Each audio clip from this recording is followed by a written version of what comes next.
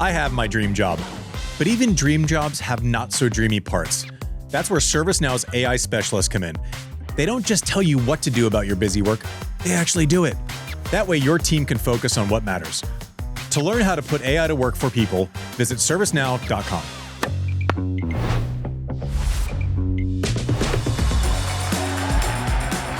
All right, hey everyone, welcome to Serve, brought to you by ServiceNow. Guys, I made it out of the hot cabin in France. You did it. You survived. I'm telling you, it was hot as balls in there.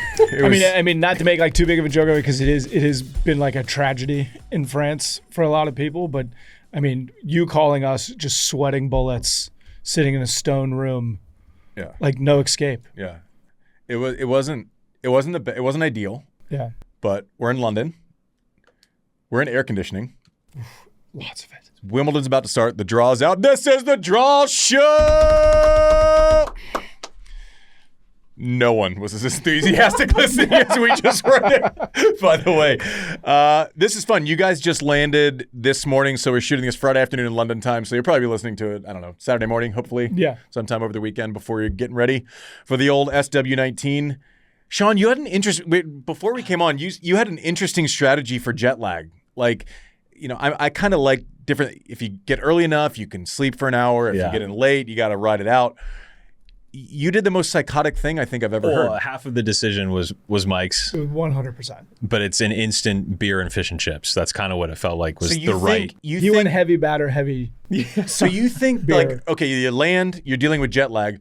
I'm going to go full fried food in the gut and then pour some beer on top of it. How can I make my body feel as worse as possible at the beginning so that everything after that we sat outside and it's 98 degrees while he ate. So hot. While he ate pipe. But that's fine. But that's a factor. I had like a salad sandwich.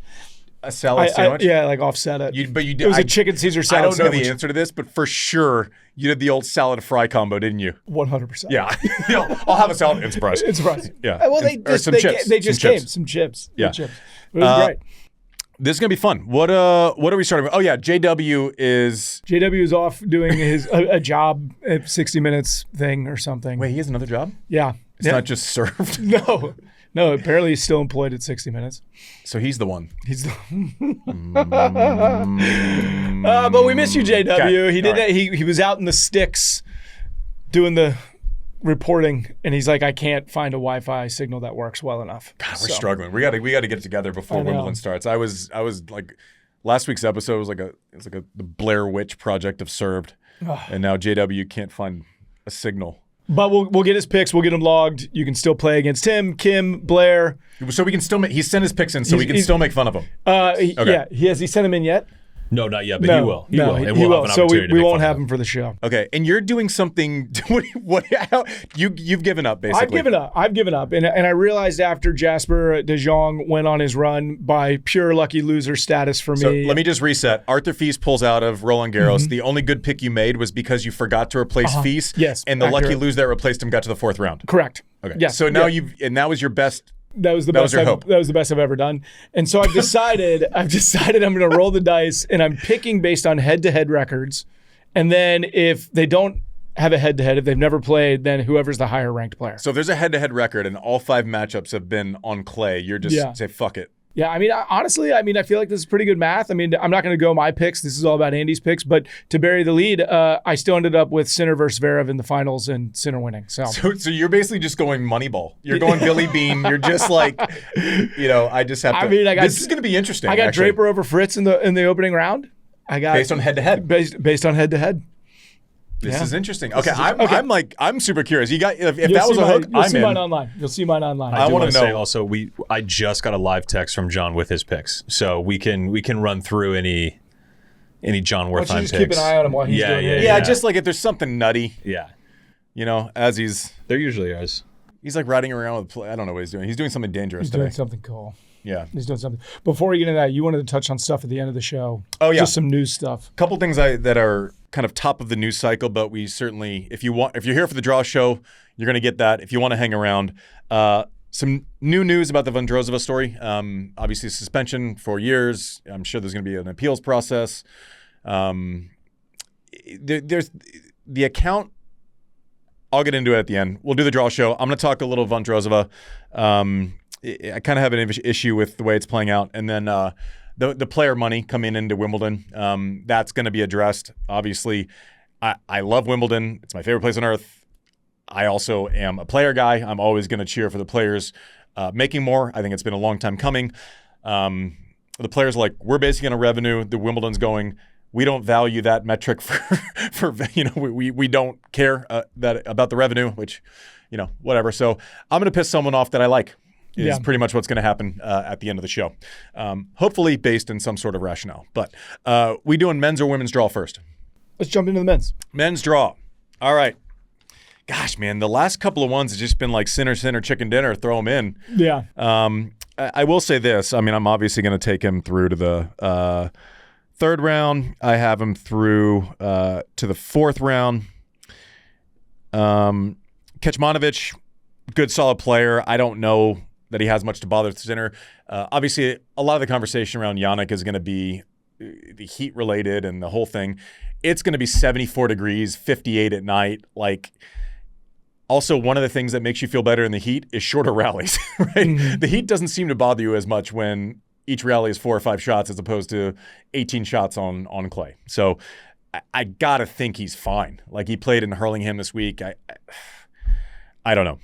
But again, I think that's my only concern. Mm-hmm. Played Hala last year, even after that Roland Garros final, has had no actual match practice. A lot of rumors about where he went at some institute, checking vitals, checking diet, checking apparently a lot of research. I'm not going to comment on it because we just don't know at this point. I'm sure he's going to get asked about it ad nauseum. So we'll get smarter as we go. None of those factors will make me choose an upset of Jannik Sinner before the fourth round. So I have him going through. Next section, see Hodar up top. These new guys, we don't know anything about how they play on grass. We know zero, right? He goes from clay where, okay, we understand what his value is. We understood it's very easy to kind of say, okay, he's been this on clay in the last 5 weeks. He's beaten this caliber of player, so he is this. We don't know how he moves on grass. We don't know anything. We just know based on kind of guessing. That being said, I think I'm going to take him to the third round. Shapovalov has been, I think, a semifinalist at Wimbledon before. Not the greatest form. Busta had a great Roland Garros, kind of fourth round-ish out of nowhere. Ethan Quinn on the grass. Dartery, I know, was getting some reps in, lost in Eastbourne the other day. I'm going Sinner, Dartery, fourth round. Sinner through to the quarters. This is my first stress test of upset special. Okay. Casper Ruud and Hurkacz.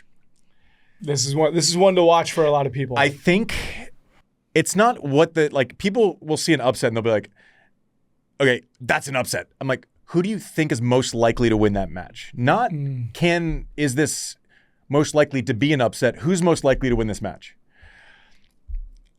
I'm still going Hurkacz. I'm going Hurkacz over Casper Ruud. And Casper owns the head-to-head 2-1. That's fine. He's got a little bit of a hotter hand coming in. That's fine. Can you name the last person to beat Roger Federer at Wimbledon? I bet you can now. Guess who it wasn't? It wasn't it was Hurkacz. It was Hurkacz. Now that's a fun Jeopardy stat. But he's made the semis here. He's won big grass court tournaments before. He still has one of the probably top 5 biggest serves on tour, and it's one of those serves that is not relying on a big kick like a Roland Garros situation. It's going to get through the court. Casper, if you've listened to our show before, you know how much I really like and respect Casper. I always want good things for Casper. Listen, he's coming off. Congrats to the couple. He's there's a whole bunch of stuff going on. I mean, he's laughingly posted before Wimbledon prep, and he's at a concert in past years. I like Hurkacz. We don't know until we know, but I'm going to take Hurkacz through to at least the third round. I'm taking Tommy Paul to the fourth round in this bracket, and TP great on grass. Muller first round, I don't see a problem there. Landaluthe is another guy that we don't know what he's like on grass. Very small sample size. That's the thing about grass is you have 2 or 3 tournaments going in. It's once a year. how do you gauge someone's improvement versus how much they're going to improve on grass when you see it once a year? It's not as if we saw someone play on hard court through March and then all of a sudden it's August and you're in the States again and you're playing Cincinnati and your basis for like prediction is only 3 months old, right? We don't know, but that's what makes it fun too. So I like Tommy Paul over Hurkacz, and check the site afterwards because I will fill in all of the matches, every single one of them, to your pleasure or dismay. But I like Tommy Paul through that section. I like Tommy Paul through to the quarters. You know what's a struggle for me is when I see Medvedev, and I love Medvedev. And he's like my favorite, and I think everything he does is funny, even when it's not. He's ruined me in draw shows because I have so much respect for him. I just am struggling. I'm going to go with the old Nakashima through to the fourth round. I don't know that I can pick Cilic over Medvedev, although that is going to be a tough one. Cilic knows how to play on grass. Like really, really, really knows how to play on grass. Deep runs at Wimbledon, deep runs at Queens, was won Queens. I like Nakashima. I like Paul. Sinner is my semifinalist from the top quarter. And probably a surprise to no one. Seems like a stretch. I mean, as much of a stretch as it's been in the last 3 years, if we're being honest, again, I understand the heat issues. I still think that's his biggest opponent. If looking at, and now it's like, I see his draw and then I always look at the forecast now. Yeah. Like I don't know that 100%. I did that before. Yeah. The first week is a high of 74. It's 58 to 60 degrees Fahrenheit at night. It's fine. This is perfect. This is like an air conditioner setting, right? I'm sure it'll be a little hot. Rallies are shorter. If this is a problem, then there's like a much bigger problem to be dealt with, in my opinion. Thanks for listening to Served. We will be right back. Mike, guess what? It's almost here. As you know, we're heading to London to cover the tournament every day. And we found the perfect home base while we're there, a home we booked on Airbnb. Oh, man, I can't wait. Morning coffees in the English Garden, a short walk to the All England Club. But we've gone over this. We're staying in separate houses. Little time apart. It could be good for us. You know what, though? There are plenty of options for Techie Sean and I on Airbnb anyways. Exactly. And for the fans out there, whether you're also in London or preparing for the summer swing in Montreal and Cincinnati, your home is worth something right now. So what you're saying is that my cousin Jenny in Cincinnati can list her place this summer? 100%. Tons of fans are going to be following their favorite players to the next tournament. And you at home can be part of the action by providing them with the space they need to bring their trip to the next level. It's a win-win because listing your space is a great way to bring in some extra money while you travel yourself. Your home might be worth more than you think. Find out how much at airbnb.com/host. All right, back to the show. I like FAA on grass. He's been a semifinalist here before. Cam Norrie knows how to play on this stuff. Michael Zhang props getting through qualifying. I like Norrie in the third round. That's going to be one to watch. Norrie has also been a semifinalist here before. I got FAA through to the fourth round. I think he is legit on grass. Nice run at Roland Garros. Should have some confidence. Someone who I really like this next little section, people are going to totally just breeze through it. Davidovich Fokina can play on grass, right? And the laziest of people will go, oh, Spain, not their favorite surface. He's low to the ground. When you see these guys who have this really strong base, like Fokina, these guys that are just low to the ground, have shot tolerance, can redirect. Their serve only gets better. Their returns don't get any worse. Short takebacks, that's all the type of things you're looking for. Fast twitch muscles.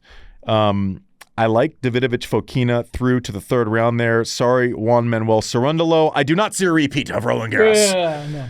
We will see. The other Cerundolo, though, won Queens, so we'll get to him. We'll get to him later. I think we're finally over. Again, there's a bracket hangover from 2 years ago. From Cerundolo. I gotta get rid of it. You're no longer gonna get Cerundolo. It's not. I think. Can we retire it as a verb? I think it's Medied now. I think you're getting. I think it's Medvedev. You're getting Medied. I think I'm getting Medied. Love Lerner Tien. Everything in his game. Again, it's a small sample size. Everything in his game should do well on grass. He should be able to move fine on grass, redirect, doesn't need a lot of time to get set up, can move forward, can take the ball early. Look at his record against Medvedev in the past. And now I'm going to use this. It'll make sense in a second. Medvedev keeps the ball flight low. So even if you're playing him on a hard court, people that struggle to create from low struggle with Medvedev. Tien's record against Medvedev is great. What does that tell me? On grass, when the ball flight is low, he's not going to struggle with it below his waist. He's going to be able to redirect. That is a telling sign. I am so stuck on this Davidovich-Fokina Tien match. I don't know what to do. And the winner of that match, I'm thinking about taking to the quarters. I mean, their head-to-head is they're 1-1, right? So I mean, they clearly. I know. There's no tell here on what they are. Fuciovic is tough. I'm gonna go. Fuck it. Let's have some fun. I'm going to learn Tien to the Let's quarters. go. Nice. That's so wrong, and that's so disrespectful to FAA. But this is just. I mean, might as well fuck it up on my own terms. This next section's fun. This one's interesting. This one's fun. Yeah, Rublev. He's gone from the guy that was like always 5 in the world, where people were like, oh, he's not going to make it past the quarters, to now he's like 12 and people like still overlook him. Yeah. I'm like, no, he's still really good all the time. Like, I don't know. I just feel like he gets consistently disrespected. God, Vanderzandskol, Kovacevic. Your boy, De Jong. I know. Main draw. I know. I'm going to have to choose between him and Joao. Joao needs some. He's really good when he has time over the ball. Yeah. Bautista Agut. I mean, he's old now. He's not young. Let's see how old he is. He's got to be 37 plus, 38. Let's see if we can get the internet to work. Is it going to work? He's At least you don't have to go to the WTA. 38? He's 38 years old. 38. Has been in the semis here before. Has like played deep in warm-up turn. He's good on grass. Now, how do you value someone who is probably past their prime, but has knowledge of this surface is so awkward? He hits that little side spin pancake. Fonseca ain't going to be above his shoulders. You know when Roland Garros... So it spins through and it's going to skip more like it is like hip level. So Fonseca... So he's not going to be able to at Roland Garros, we saw Fonseca, when it's a set ball or above his shoulder... Murders. Like clean winners. It's going to be low. He's not going to have time. He's not going to be able to slide. Like, Fonseca wins this most of the time. This is going to be like an awkward match. Ooh. Like, this is going to be weird. To the point where it's like, I mean... All right, I'm just going to do this. I'm going to take Rubles to the 4th round just because I don't like anything else in that section at all. You know what I'm not going to do? And it'll probably screw me here. I'm not going to overthink Novak here. Oh, no? You're just going to put him straight through to the... We're getting a Novak Sinner semifinal. Wow. On the run to 25. We saw a crazy thing that... Was it someone winning 24 slams? Yeah. Did you see that crazy thing? We saw a crazy thing that every time, for the last 3 World Cups, Novak's won Wimbledon. See, I hate stats like that so much. Bro, God, they're the worst. But to think about leap year, he always plays great. But to think about how long you have to play for 3 straight World Cups, that happens every 4 years, to be the one that wins Wimbledon. I know. To the fact that somebody makes a meme like, that means he might have a chance this year. You're like, he's still playing? I mean, and he was supposed to play on Wednesday at the exhibition in Hurlingham, pulled out Tuesday evening. Like, it's like this week before a slam with Novak now is like us not knowing for sport. It's just like, it's just different versions of us not knowing anything. Like, I don't know. Fuck it. Let's go. All right. Love Demon. He can play on the surface. We talked about the ball down. We talked about people who move well on the surface. Aussies traditionally play well on grass. They always have. There is some exposure to it down there. Manarino, sneaky second round. Demon won't mind that ball flight as much as some others would.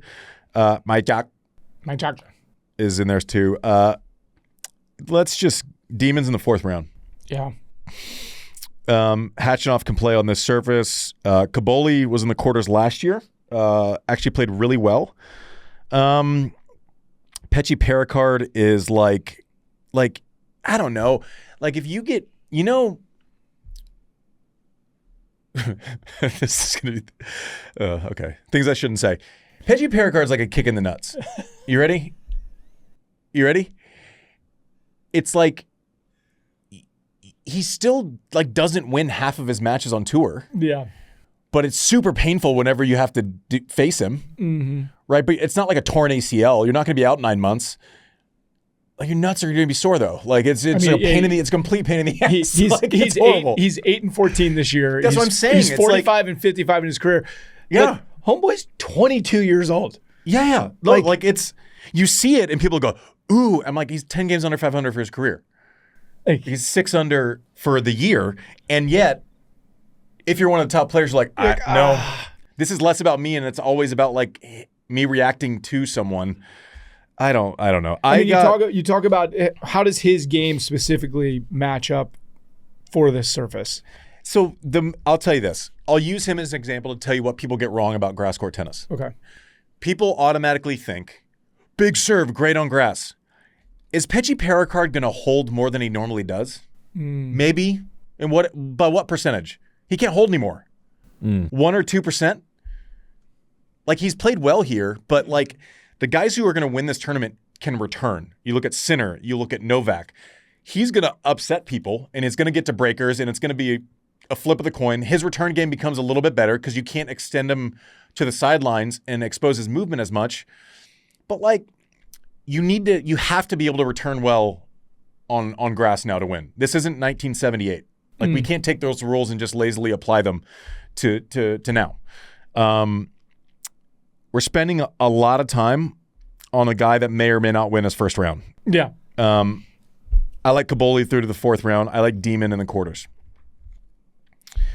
Menchik, great Roland Garros. Again, Fils, man, it's hard. It's really hard to take someone when they've been hurt and they're coming back on grass.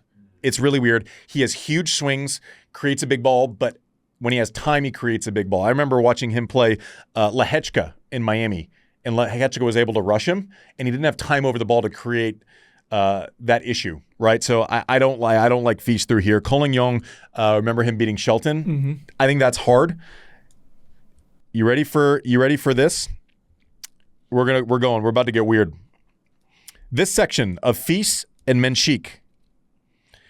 Dimitrov in there. Happy to see them give him the wild card after last year, and that he had to walk off against. And you got Stan the man and Berrettini in there. I'm about to get to Berrettini. Ooh. Whoa. I'm about to get to Berrettini. Whoa. Berrettini's in the 4th round. Oh, love that. Berrettini has won Queens twice. He is really good on grass. My favorite thing about his Roland Garros run was the prep for. This is his best surface. This is his best surface. He's had brutal luck here a couple times, right? I had to pull out the day before because he tested positive for COVID one of the years where he probably was one of the 3 or 4 favorites. He's been in the finals here before. For the first time in a long time, we're not going, is he match ready? Is he match tough? He had a deep run in Roland Garros, a lot of blood left on those courts for Berrettini, and I think that is great for this tournament. I like Berrettini through to the 4th round in this section. Next one, Ben Shelton, 4th round. Boom. Ben winning against Fritz was fantastic. This draw, Humbert is going to be uncomfortable. Lefty on lefty, never easy. Isn't going to give Ben time. Ben, I hope he goes into this knowing he's going to hold serve. Got to the quarters here last year. He doesn't need to hit winners on every ball on the surface. If he hits a stock, like kind of firm, hard back into the middle of the court, it's going to do a lot of damage, right? At the French Open, I feel like he overplayed. He always felt like he had to create something. I want Ben to be boring. Yeah. Right? You know you're going to hold serve. I want you to make a ton of returns. However you can best get a good hit on it, right? Center up the racket. Make someone start from a ball that's awkwardly kind of through the court and low and through the middle. Use your athleticism. This is a great opportunity for Ben, right? Highest I think he's ever been seated at a Grand Slam at number 4. If you want to be that guy, which I know Ben does, I know Brian does, I know they do everything. They turn over a lot of rocks to see what needs to be worked on, right? No stone left unturned. This is the time. Last year, the U.S. Open felt like that moment, and then he got hurt. He won Canada going in. This is a big moment. If you're Ben and you want to be one of the top 2-3 players in the world and be that next one in, you want to be the next Zverev, where you're knocking on the door and then you walk through. This is it. This is that moment. You are on the opposite side of the draw from your toughest matchup with Sinner. Novak's a tough matchup too, because they can both get that left hand on the return against Ben and switch directions. This is a big one for Ben. I keep repeating myself because I'm trying to buy myself time to choose between Ben and Berrettini. Ben is through to the 4th round. I'm going to be a homer here because I'd like to see it. Yeah. This is so hard. Berrettini's so good on grass.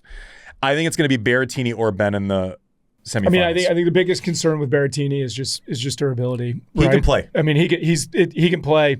I think we saw it at the end of the French Open. He kind of ran out of grass a little bit, but it's a different style of durability here. No, it's durability is a concern when you're coming off of injuries because we don't know if you can go the distance. Yeah, like it took him 4 matches, but he's not going to play 6-hour matches here. Okay, the points go quicker. They're not as laborious. He has matches last month. I'm less concerned this tournament about, I'm fatigued and overcooked, therefore I can't play a full 2 weeks. Got it. Right? There's different types of fitness on this court. He doesn't want to be in long extended rallies. That's not the way he plays. Therefore, it exhausts him more when he has to play that way. He just knows how to play on the surface. I guess I'm going to be a homer, and I'm going to take Ben to the semis. All cards on the table. I like Ben. I talk with Brian a lot, so there's a bias here, right? I know I don't consider. I guess I'm a journalist now, or a fucking media person, but you're something. Something. I guess I need to be before Monday. Yeah. Get your biases out. Right now, you're just a content creator. Yeah. Yeah. This is. Soon you're gonna be taken seriously. So basically, I can be biased on you. I can be biased on YouTube, but not on ESPN. Is that where we're at? Is that it? I think so. Well, fuck. I better get all out of the way now. I think that's their role. All right. Okay. Good. I'm gonna get it all out of my system, and I got Ben in the semis.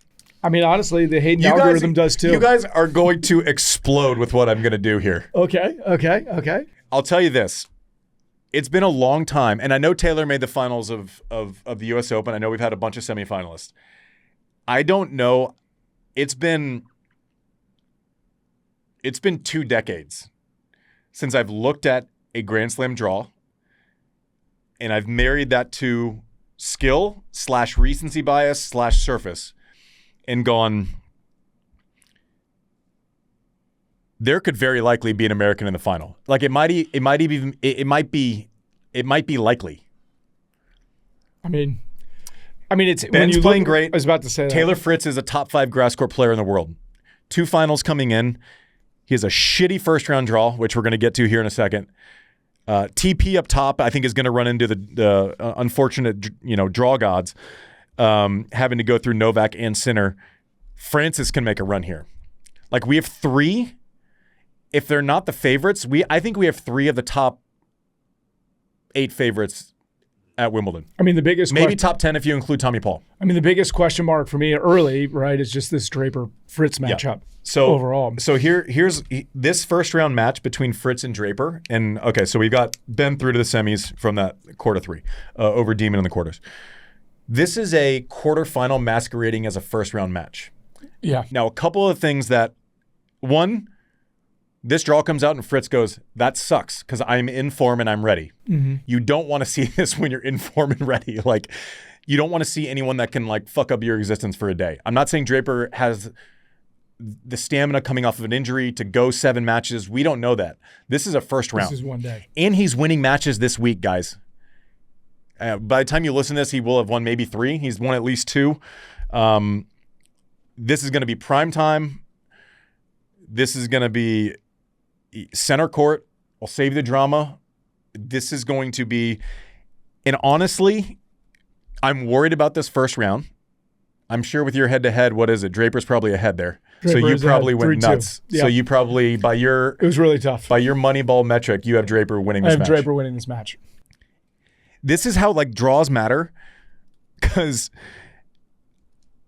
I'm going to pick Taylor just because we know where he's at more. We know the fitness levels. We know he's played 2 more tournaments. We just know more at this point. Mm-hmm. And I'm going, man, this is a tough first round. I could also have Fritz in the final. Like, that's tennis, right? So I have Fritz. I mean, Fritz is through to the 4th round. Oh God, I hate it. And then the potential showdown in the 4th round is okay. So Francis is in this. And this is brutal too. Like, I could see Francis in the final. That's what I'm saying. I could see Ben in the final. I could see Fritz in the final. I could see Francis in the final. And I'm not like a homer where I'm like, this is like actually real life. Francis winning and Halle breezing through his last 2 rounds. Mm-hmm. Like, he beat Taylor 4-4 there. Yeah, beat Altmaier 1-2 in the semis or something. Like, I mean, he cruised. I like Francis through, but he plays Bublik 3rd round. Bublik's very good on grass. Bublik won Halle last year. Bublik's a psycho. Psychos do well on this surface. Like, they just do. Like, he's a very, very good grass court player. I'm going to take Francis against Bublik. Now, I'm going to have Fritz through to the quarters. The only reason, and this isn't a Fritz versus Tiafoe decision for me. You know what I'm going to say, right? I do, yes. Go ahead. Do your best. You think Fritz has a more likelihood of making it through than Tiafoe? Tiafoe, this Bublik matchup stresses me out. It's basically Fritz Draper, and then Tiafoe Bublik, which is making my decisions here. Who's more likely to kind of get through that deal? Ottman's nasty first round for Fritz or for Francis. Lefty into Francis has a strong left hand, doesn't need a lot of time in the back, and he can return lefties well. I'm going to take Fritz through to the quarters, and it's not a Francis versus Fritz matchup thing. This is that Tiafoe Bublik match scares the shit out of me for Francis. Yeah. I still like him in that match. I still think he's the most likely person to get through that section. I think Francis could be in the semis, and it wouldn't surprise me. Mm-hmm. Okay. Lehechka can play on grass. Cerundolo obviously wins queens. Again, one of those guys, big base, low to the ground. Like, you're going to see this over and over. I have Cerundolo. I'm over my shit. I have Cerundolo. Now it's like a positive. Yeah. You've been Cerundoloed. I have Cerundolo. Positive. I have Cerundolo through to the 4th round. I have Zverev. Oh, I love that blocks matchup in the 1st round. Blocks takes big swings. I know. Big swings on fast courts don't translate as well. I love that. And we don't know where he's at physically. Fun name, big run in Madrid. Can we just apply that hype to Wimbledon? No. Now, anything can happen. But this is listen. We've very unbelievable Roland Garros. Happy that he kind of broke through. A lot of work goes into that breakthrough. I'm guessing he would tell you that grass has been his worst surface. I don't think that's up for argument. Mm-hmm. The movement's way different. Him trying to elevate with spin, that forehand side doesn't work as well here. If he leaves him hanging, he's playing defense in a different way. It's not great. He already holds serve a lot. Grass won't help him that much, I don't think. I think he returns better when he has time. So those are the reasons why it's tougher for Zverev. I still like him through to the 4th round. Cerundolo Zverev is interesting. All right. I don't know. I got to give. I had Lehechka through Cerundolo. You did? Mm-hmm. You did, or your my algorithm? Your quant did. I'm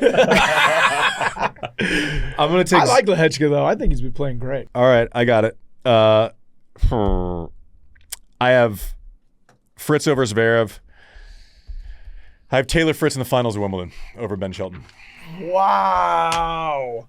This is so dumb. I hate these shows. Wow. These suck. I hate these shows. I love that. I hate these shows. It's a perfect time for you to wallow in it while we take a break. Thanks for listening to Served. We will be right back. This episode is brought to you by ServiceNow. Look, I have my dream job. I watch tennis, I think about tennis, I talk about tennis, but even dream jobs have not so dreamy parts. The stuff that gets in the way of the actual work. That's where ServiceNow's AI specialists come in. They don't just tell you what you should do about your busy work, they actually do it, start to finish. Cases closed, requests handled, no extra work for you. That way, you and your team can focus on the work that matters, which for me is explaining at length why tennis players are the best athletes on Earth. Sorry, everyone else on Earth. To learn how to put AI to work for people, visit ServiceNow.com. All right, back to the show. All right, everyone, welcome back to Serve, brought to you by ServiceNow. This is the draw show for Wimbledon, the shows that I hate doing because they cause me stress because I don't like choosing it against people. All right, so to recap, I have Sinner up top, Sinner over Paul in the quarters. I have Lerner Tien to the quarters. There's so many good players in that section. Norrie knows how to play. FAA obviously knows how to play on grass. Both semifinalists, Davidovich Fokina knows how to play, Tien knows how to play. I don't know. I'm going full homer on this one. Like, are you doing it? I have Tien in the quarters. Novak's in the semis, though. Yeah. I have Sinner, Novak in the semis. I have Sinner going to the final. On the bottom half, quarterfinals are Demon. I had such a hard. Berrettini could be in the final. I have Ben over Berrettini. I have Ben over Demon. Bottom half, Fritz Tiafoe, fourth round, like Tiafoe Bublik in the third round. These are really good grass court players. I have Fritz through to the final. It could be any one of 5 people. Like, it really could. And it's just, I just hate doing all of this. I have Fritz in the final against Sinner. And then I have Sinner winning Wimbledon. Pending heat wave. No, I think we're fine. I think it's going to be great weather. Yeah, I just think there's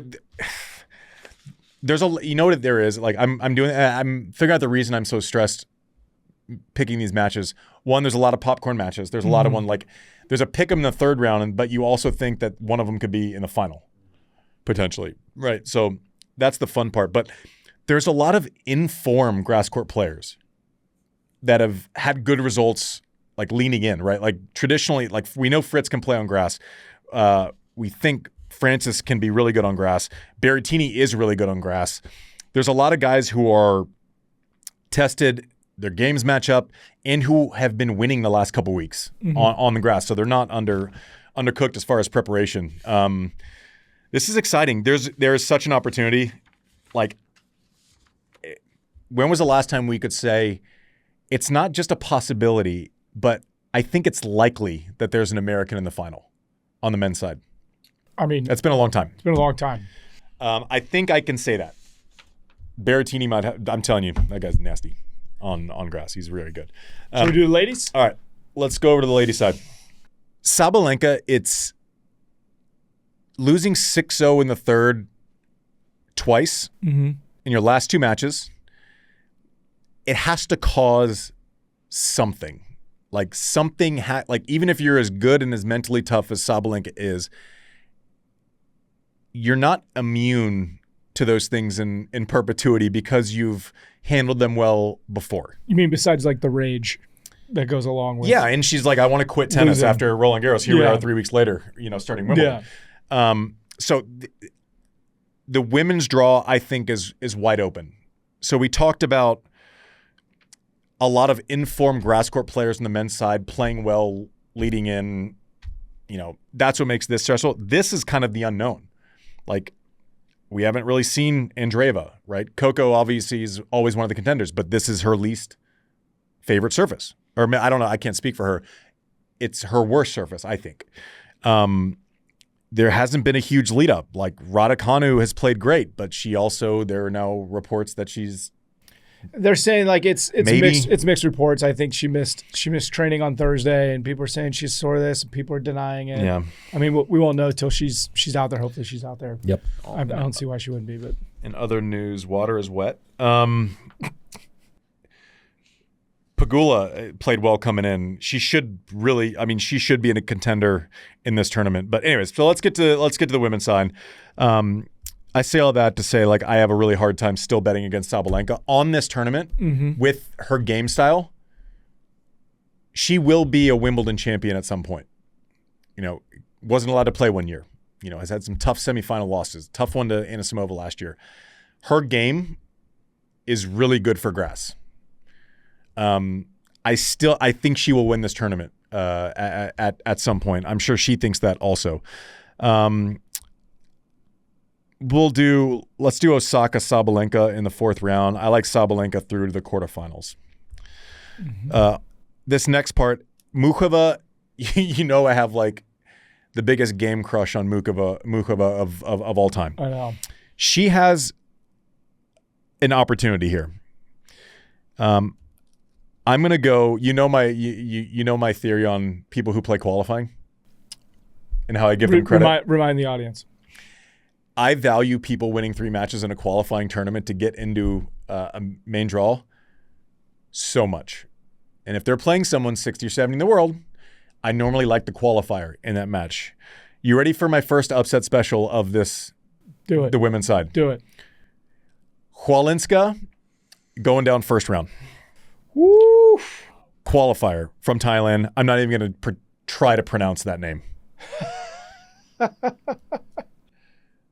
Nope, not going to do it. I looked at it again, not going to do it. But I just value qualifier matches on grass. I think there's like a new reality tax that might get, and I don't think Hwalinska's game will translate that well to grass. It's a lot of it's a lot of high ball. It's a lot of slowing down the process. Those balls aren't going to get as high, and the defense isn't going to be as easy. I like Muchova through to the 4th round in that section. Do you want to hear how to pronounce her name? Yes. Hi, my name is Markéta Vondroušová. What? Try again. One more time. One more time. Hi, my name is Markéta Vondroušová. Sabalenka. She's going to win in the 1st round. As I was saying, the next section has like some. This is interesting. I want to circle that Andreeva, Krejcikova 2nd round match. Okay. Krejcikova can play on the surface. Has played well in a lead-up event. She had to pull out in the final a couple weeks ago because of injury, because she wasn't feeling well. Very different. Siniakova knows how to play on this surface. You ready for this? Another upset? Is your stomach okay? Yeah. Okay. I'm flirting with taking Krejcikova over Andreeva. Wow. I don't know if I can do it. I'm procrastinating. I'm trying to buy time. Queen Wen, Siniakova 1st round. We still need to see Queen Wen kind of back into form. I'll take Siniakova through to that 3rd round.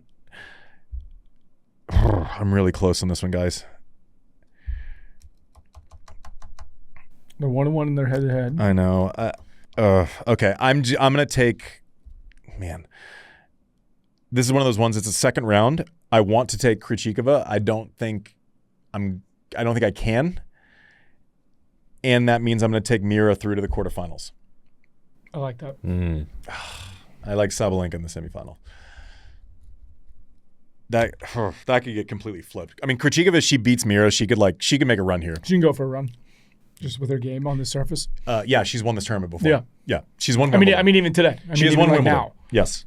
Career high number 2, right? Yeah, she is phenomenal on the surface. I think did well last year too. But then you get like last year she was playing and there wasn't much of a lead up. You can tell she wasn't really like in match shape, right? She was struggling physically, but the tools of the game are there and have never left. It's just the body that has kind of let her down at times. That section is very interesting to me. That kind of quarter getting to Sabalenka. I went with like the safest choice. I'm not proud. I should have taken a swing there, but here we are. I like Pegula through. Pegula is made for this surface. I love her game. She hits it flat. She hits it through the court. Low center of gravity. Can move in and out of the court. Her serve will get better. She doesn't need time on returns. I was all over it last year. I think I picked her the finals last year and she lost 1st round. Yeah. I still love kind of the basics of the formula for her game on this surface. And she made final, I think in Berlin a couple weeks ago. I have Pegula through to at least the 4th round. I'm guessing it's going to be further. Pencil in Jovic in the 4th round against Pegula. I like Pegula through to the quarters. Bottom section, it looks like Bencic and Gauff are the lead players here. I will take Bencic. Obviously, that run of the semis last year was amazing. We now look at her and it's like, oh yeah, 11th in the world. She wasn't that then. Like No. she was coming back. She was coming back. Love Belinda Bencic. I have her through to the fourth round. One of the things that I had to kind of get through last year, and I hated to say it out loud, was I think I picked Coco to lose first round, and she did, and I hate doing that. Mm-hmm. Or I wanted to and picked her second round or something. I don't know. But this surface is going to be a struggle, and you're going to hear a lot about it. The forehand grip is turned over. She needs to kind of get under the ball to create that spin mechanism, right? Her movement isn't as good on grass because she can't screech and get back, right? So the defensive skills, it's tougher to play defense on grass without a natural chip, right? Like it's not like Roger playing, defense on grass. In the forehand, she has to flatten out more. She doesn't like flattening out that forehand. Can you explain that a little bit more? Like, so she's getting extra shape, so the ball's so like her stock forehand is loose, so it's going to go 6 feet above the net and bounce above someone's shoulder, and then they try to play offense on that ball, and it goes through her backhand, and she screeches and movement, and she can get off the mark quick. Grass is a little more nuanced. Like you have to, kind of. You're going to see people split, right? And they look like a baby giraffe when they're like taking off in one direction or the other. We saw Mboko, unfortunately, became a victim of this and now can't play Wimbledon. But you're going to see it a lot. Like you have to run through the ball. The stops have to be a little gentler, and then you got to sprint out of those stops, right? It's not the same as like a clay or a hard court. Coco's movement is the best on earth. And that movement isn't as good on grass because she can't be as aggressive with her movement. She has to hit through the shot, and then she has to change the flight path on her or adjust the flight path on her forehand a lot. I like Bencic through to the quarters against Pegula. I like Pegula in the semis against Sabalenka. That's exciting. I mean, it's a guess. That's a good one. I like that one. Yeah, that's exciting. I can't wait for that to happen. Yeah, your track record obviously, means that's a certain. Take that one to the bank. That's like gravity. Not. Yeah, everyone's going bet the other side. Yeah, don't put them in the semis. Yeah, I just moved the Vegas line for the wrong reasons.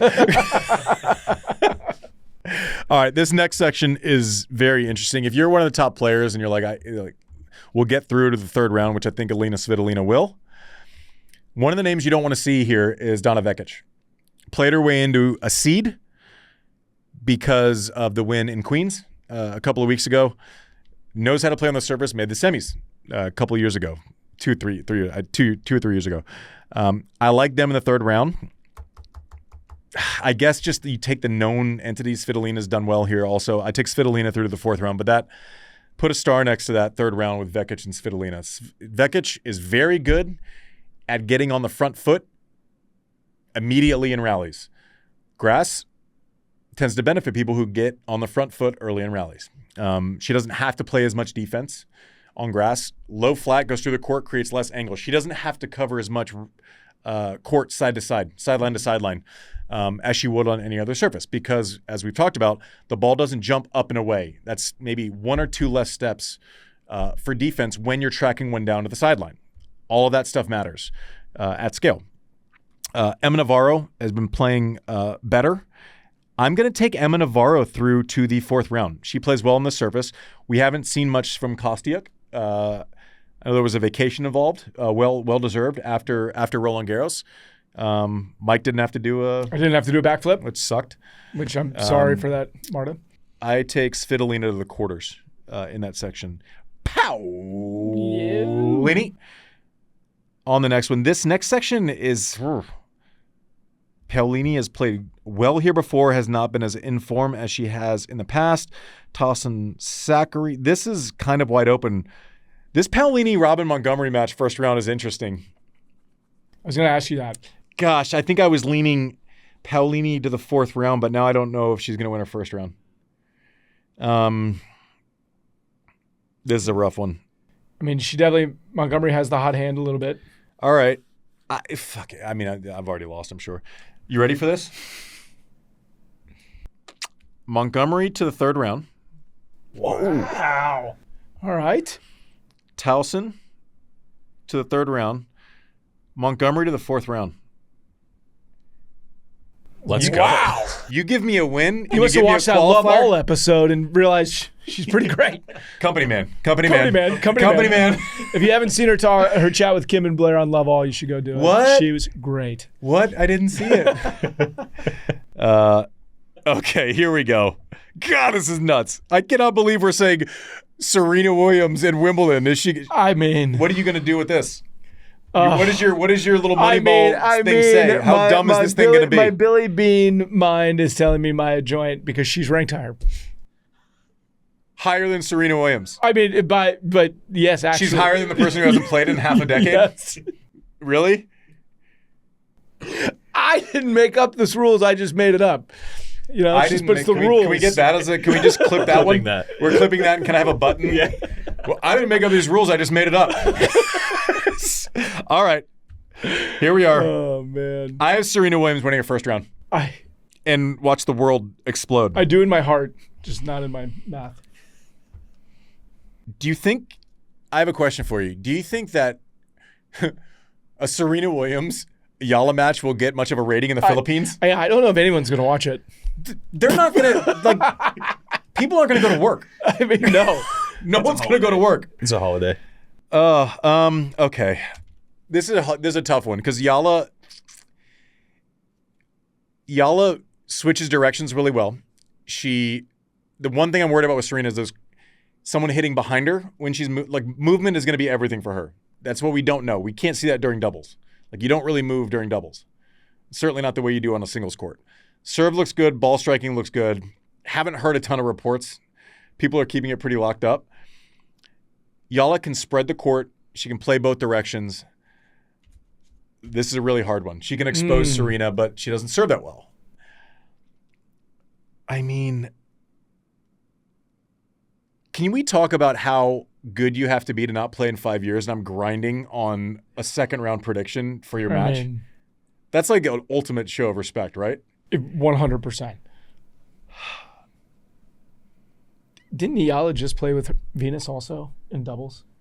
I don't know. In Bad Homburg. I'm buying myself time. I'll take Świątek through to the third round. I have Yala written on my draw here right now. Yeah. Are you going to do it? No. Are you going to do it? You're not going to do it. He's crossing it out. He's crossing it out. He's going Serena Williams into the third round. In absence of JW being here, I'm going to just work backwards from the most exciting stories. What's JW have on his? He picked Yala over Serena. That's probably the right call. It's probably the right call. And I have Serena through the third round. Can you imagine Serena playing Iga Świątek right now?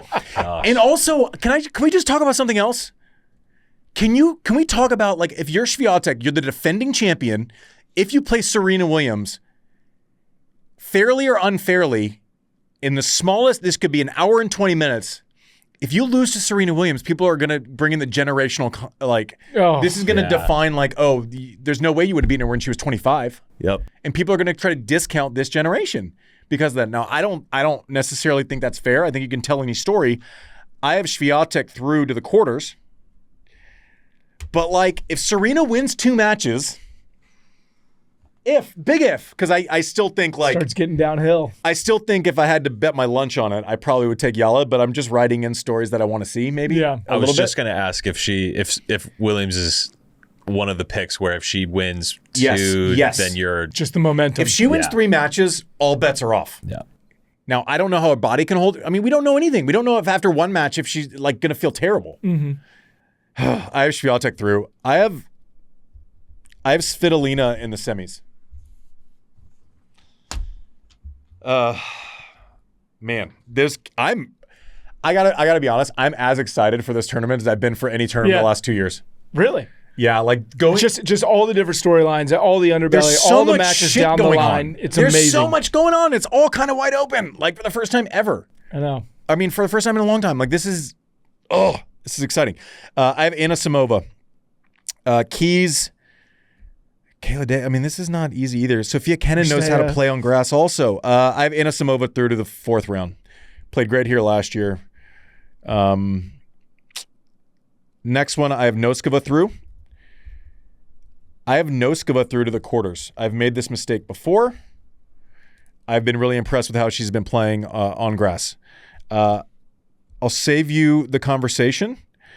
I have Rybakina through to the quarters. I have Rybakina through to the semis. I have Rybakina through to the finals. Mm-hmm. I have Rybakina as your winner. Wow. Wow. I like that. There's one here before. I'll be wrong. So will some of you, most of you. Oh, wow. I have Rybakina beating Jess Pegula in the final. This might be the same. I love that. This might be, I don't know. We needed to. Something tells me I chose this last year and failed miserably on all fronts. I don't know if that's true. We're going to look back at last year. I don't know if that's true. I have Rybakina winning the tournament. What is it that you've seen from Rybakina I think she has in the last few months? I think she has the best serve in the world, or at least had the best serve in the world before Serena came back. Mm-hmm. It's not even the last few months. It's because she's actually struggled in the last 6 weeks, but who are the other contenders? They have two. Iga struggled, like Sabalenka has struggled for her. And I say these struggle like it's against their own shadows, right? Yeah.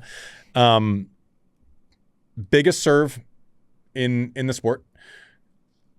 Hard flat. Moves well on the surface. Has won it before. Can switch directions. She can pin people. She likes going that forehand cross, forehand inside in all the time. She can get away with that without much variety on the surface.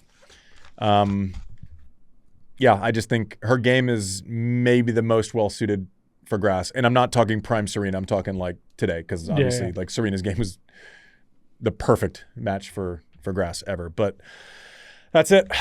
Sinner, Rybakina. God, I hate these shows. I love it. Do you? I just love how uncomfortable you get. I hate picking. I hate choosing against people. I hate it. This is like, because we're just guessing, right? Like we don't know. Completely guessing. Like, I'm trying to predict the future of something that's going to happen 16 days from now. I don't know. Maybe you should make up an algorithm. Maybe we should have a recap. Maybe we should. Maybe you should just mail it in. Maybe you should just stop trying. What's research? Yeah. What's research? And it's going to work too. What JW have as his winners, finalists and winners? Finalists and winners. Hot off a WhatsApp text from Dublin. All right. Well, he's got Sinner Novak in the semis. Yeah. He's going to will this Novak thing. He's been trying to. He's trying so hard. And then he's also got Shelton Fritz in the semis. Okay. And then he's got Shelton Sinner in the final with Sinner winning. Yeah. All right. So ours are actually really similar. That's Very the most similar. similar. That might be the first time we have the same 4 semi-finalists. This is where things get a little interesting. Oh. The women's side, in the semis, he's got Marta Kostyuk versus Noskova, with Noskova winning. And then on the other end, he's got Sabalenka Pegula with Pegula winning. He has Pegula winning the tournament. Oh, he said that. Last week in our group chat. He did. He called it. God, he likes. Yeah. We both made this mistake last year, JW and I. Yeah. With Jess Pegula, but her game is really good for grass. It'd be fun to see. 2 things I want to get to real quick before we close the show. Can we take a quick break first? Just real quick. You always do that. Just a real quick one. Thanks for listening to Served. We will be right back. I have my dream job, but even dream jobs have not so dreamy parts. That's where ServiceNow's AI specialists come in. They don't just tell you what to do about your busy work, they actually do it. That way your team can focus on what matters. To learn how to put AI to work for people, visit servicenow.com. All right, back to the show. Welcome back to Serve, brought to you by ServiceNow. Any more breaks, or can we actually run through the finish line here? No, you can finish it off. Okay. So I've been pretty sympathetic thus far. I said thus in a weird way, didn't I? You did. Thus far? You can start over. Thus far. We can keep going. To the Vondrousova case, and obviously it looks like it's going to be 4 years. You can negotiate that down based on factors and you proving certain things. She will get something. That's a guarantee. You don't go from 4 years to nothing, just so we're clear. Or I'm sure there's been a case or two, but not likely to happen. I've been pretty sympathetic to it just based on what was represented situationally. Okay. Some person I was scared came to my house. I get it on the heels. She used the Petra Kvitova example in her explanation for this. Okay. And for those that don't know, Petra Kvitova, one of the nicest people of all time, attacked in her own home with a knife ended up getting hurt, wasn't back for a long time, really big damage, long way back, right? That's a very serious thing to use as a reason, and you better be honest as shit if you're using that as an example for why you have fear or anxiety about a drug tester. Mm-hmm. Okay.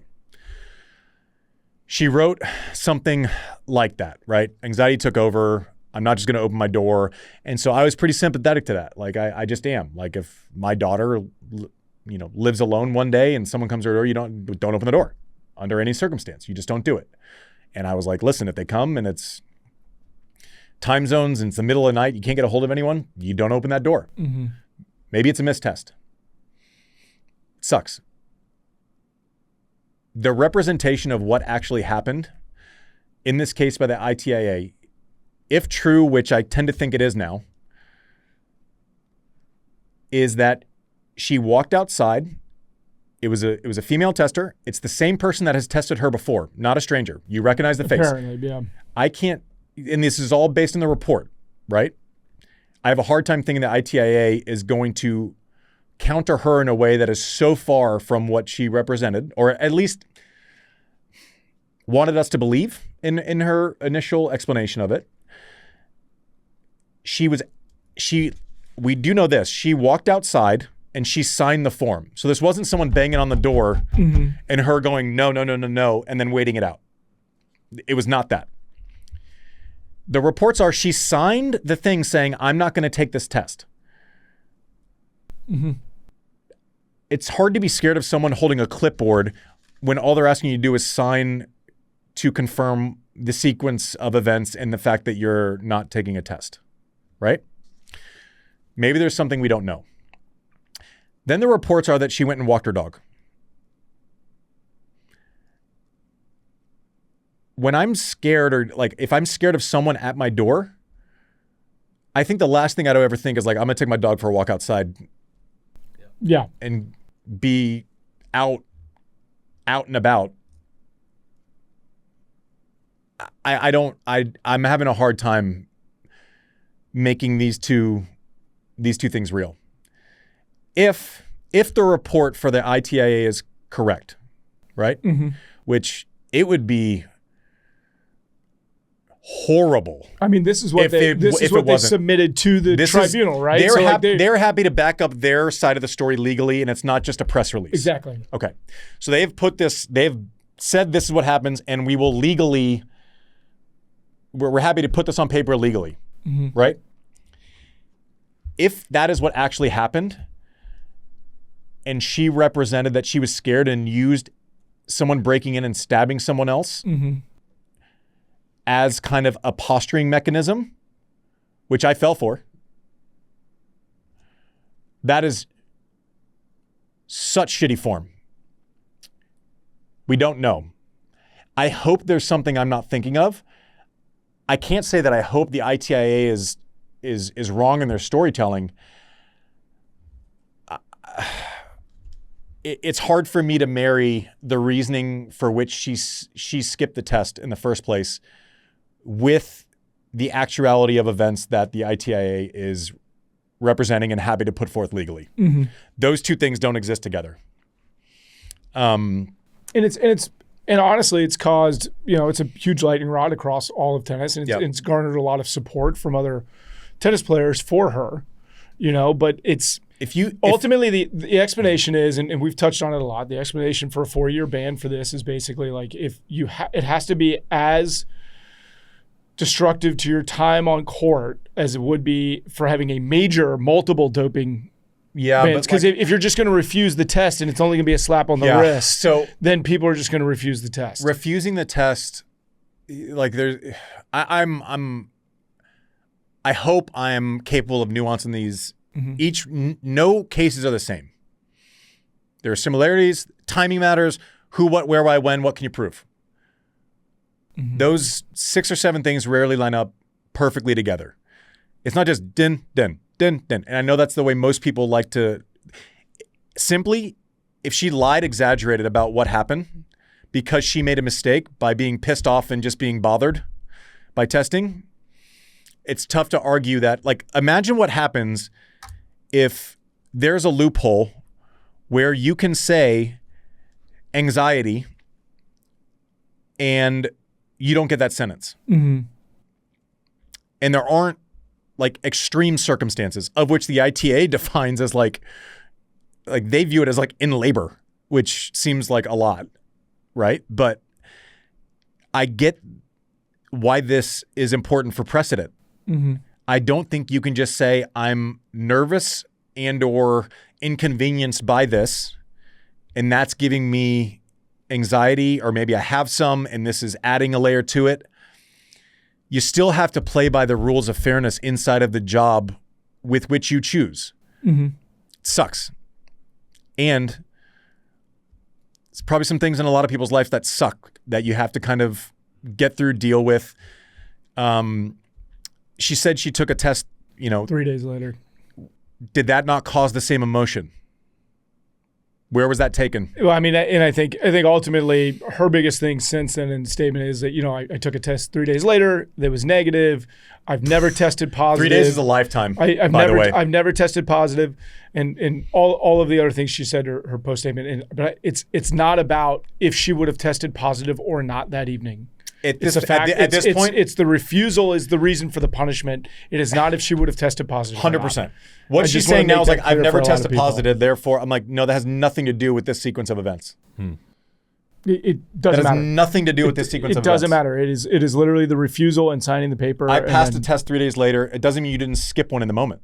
Yeah. You're not allowed to skip a test in the moment without good reason. If you walked outside, if you signed this thing saying, I legally acknowledge that I am skipping this test and I know the problems associated with that, and then you take your dog for a walk, that's not the same as a positive test. Like I'm sorry, if their sequence, if the ITA's sequence of events is accurate, I've almost lost all my sympathy here. To reference what you referenced in your explanation, and if they are correct, and again, I will wait to make like a massive, but like I was stunned when I read the report because it was not what I expected. I thought it was going to be someone showed up, it was 1 a.m, it was knock, and they didn't show up, she was scared, she told us she was scared, she didn't open the door. This isn't that. And I have a hard time believing that they would lie this flagrantly legally.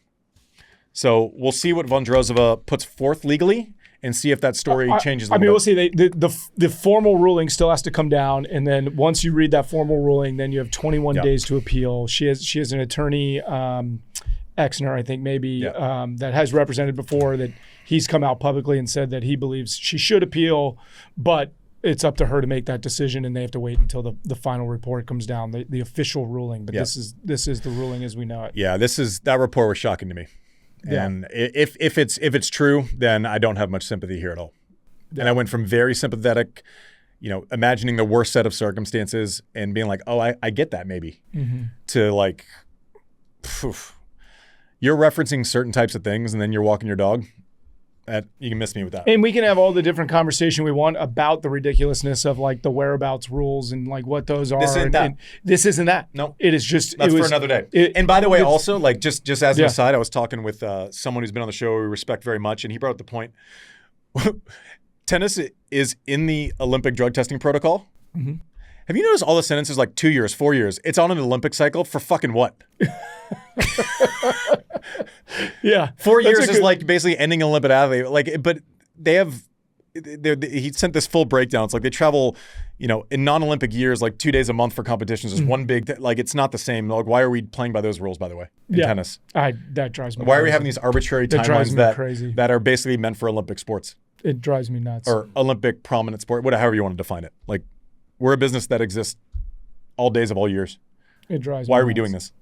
Anyways, that's another conversation. It's simply, what I'm heated about is simply the versions of the story that couldn't be more opposite. One has legally put one forward, and the rebuttal to that was, I haven't tested positive. That has nothing to do with what they said. And that's a completely different conversation too. Like, so we'll see. The right to reform is like, dude, like, and put them into a strict testing protocol and like, it's whatever. Okay. So the next thing that I need to talk about before I'm on site and on air and whatever else is the prize money dispute where the players are basically saying we're boycotting different parts of press for different timelines and, whatever. Revenue goal, they get 14.4% of revenue from Wimbledon this year, down from recent standards. Wimbledon said they were surprised by this. Listen, I love Wimbledon. I love everyone there. I have great relationships with the people there. Also, how surprised can you be when they were pissed off and they did this at Roland Garros when Roland Garros was paying 14.9%. Like if you want to hold strong on a negotiation, fine. You can't be surprised by this. No. Like they just did it a month ago. Like this isn't surprising. And also the other thing is like, well, we invest back in the sport and the game and everything else. Okay. Great. I'm sure there are a lot of great things that come from that. You built the most magical place on earth. No doubt. Also, it's like you can't run a business. Okay, I'm going to tell you, most businesses, the revenue drivers, have a say in how the money's spent. Whether that's board representation, whether that's stock, whatever it is.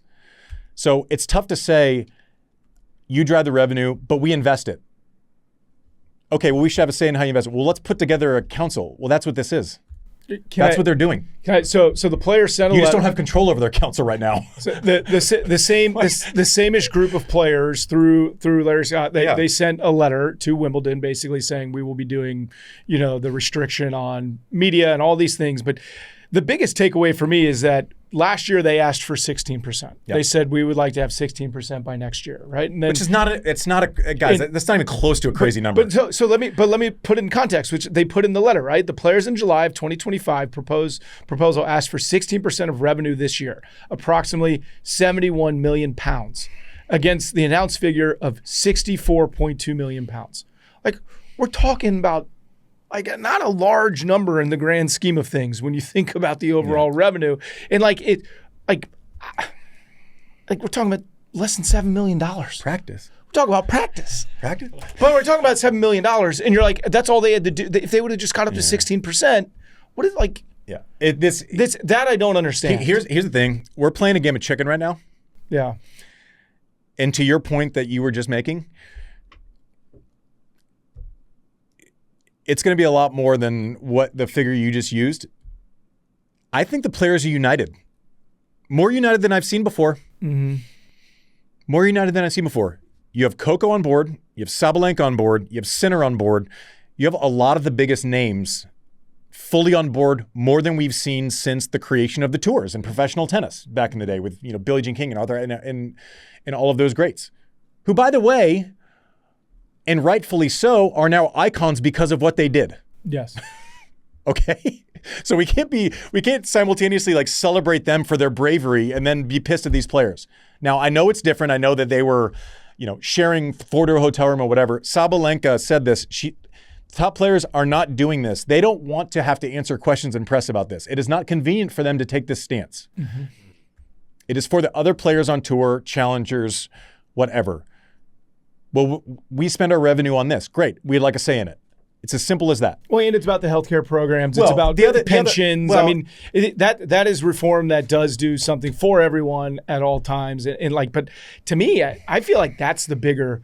I think the splashy headline is we're talking about $7 million about this year's prize pool, but the biggest thing is the long-term benefits of the slams eventually contributing to the long-term health and care of these people that make these events so lucrative. And there's like this. Okay, and then also, you just feel like the tournaments at this point are kind of slow rolling a really hard conversation, right? If this has been going on and they sent a letter a year ago and they're clear as day, and to the players' credit, they're clear as day. Revenue is how we're valuing this. And then in this release, Wimbledon's saying, well, we don't value revenue, but we'd like to talk more.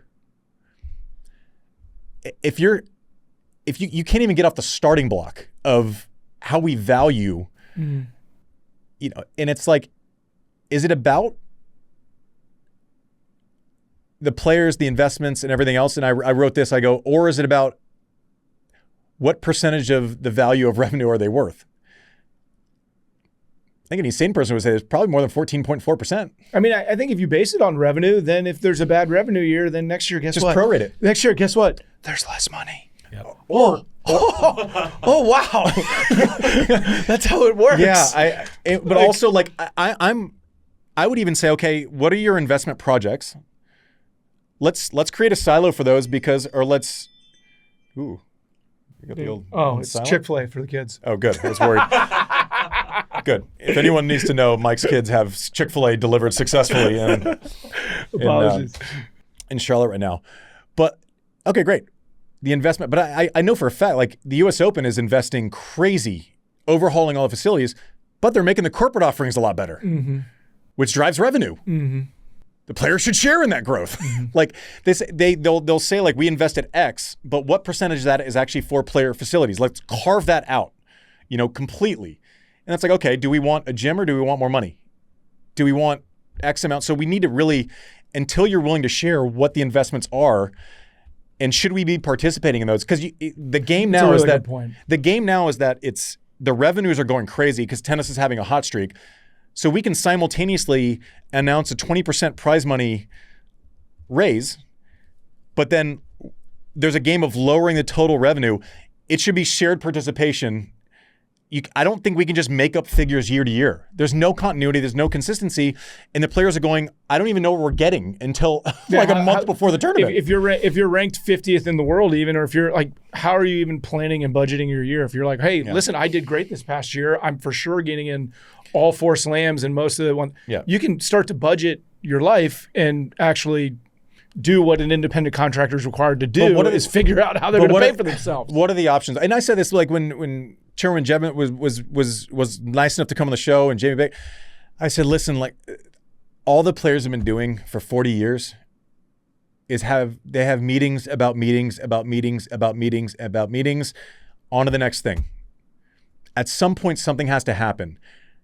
I don't want the game of chicken to end up in something that costs everyone more money, players missing slams, losing a year of revenue.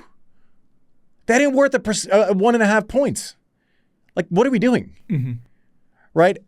And the Spider-Man meme? Because I've talked to leadership here. Obviously Roland Garros did what they did. I've talked to people at US Open. The Spider-Man meme where everyone points to the other one, right? Like it's like Someone's got to lead. Someone's got to come through and be like, yeah, okay, yeah. Are you worth 16% of revenue? And if you don't do it, you're saying no. I tell you what, if all the names we just named weren't in this tournament, I would probably not be going. Yeah. Are they worth 16% of revenue? If you can look and say no, then that's tough. It's tough. That's tough. Now, I fully understand if there are investments made and it's covered and planned, there's a value to that. If I'm talking to the players, I'm like, listen, we spent 10 years on an infrastructure plan, associated costs. This is what we're going to spend. This is the timeline of when the revenue kicks in. Great. And we're happy planning for what you've done. They should get paid for it. They run the best sporting event in the world, in my opinion. There is so much value to that. The players need to understand that. And 1.5 points. But also, we can't act surprised if something bad happens at this point. The players have been nothing but pretty clear. Now, you might disagree with them, but it's not surprising. Right? 2 trains are heading towards each other and they get in a wreck. It's not surprising. No. Anyways, I don't want to talk about this again. No. It sucks because I love the players. Wimbledon's my favorite place on earth. And simply in a negotiation, revenue matters. It just does. It just does. And if the people driving revenue, they should have a say in how it goes. Yeah. That's not a crazy thing to request. And there is more nuance, right? Wimbledon or the All England Club has a contractual obligation to share profits with groups that they all have. The players want that contractual obligation too. That's what I'm saying, I think it's just that. I think maybe we're getting closer to a realistic conversation. But the problem is it's 4 separate organizations that have completely different organizational structures. It's a challenge, but so I think the place where you start is revenue share. Well, that's also why, right? When they said we want to make a committee with the players to talk about it. It's okay. So are the players going to make a committee have the conversation at Wimbledon, and then go to the U.S. Open and have a committee, and then go to the Aussie Open and have a committee, and then go to the French Open and have a committee? Or do they all just band together and use the same committee to talk to 4 people? Yeah. Obviously, it's the second one. Obviously, it's the second one. Obviously, I'm done with this conversation for a couple of weeks. Hopefully, ESPN doesn't make me talk about it. Maybe they will. I don't want to anymore because I love both sides of this thing so much. They've both filled my heart up like in so many ways. But obviously, we are going to have the best time ever for the next 2 weeks. I'm pumped for this tournament. There's nothing better than Wimbledon. It's the best sporting event in the world. No questions asked. Listen, we're all on the same team in tennis. So can we just figure this out before it becomes a train wreck? Mm-hmm. Like, we can figure this out. Rational people can make rational decisions. Let's not get too inside of our own heads. Let's just this is 25 minutes in a room. Like, there's a lot of chatter from a lot of people. Let's figure this out. I think. I don't know. What do I know? I'm a podcaster, for fuck's sake. Thanks for watching Surf, brought to you by ServiceNow. We'll see you.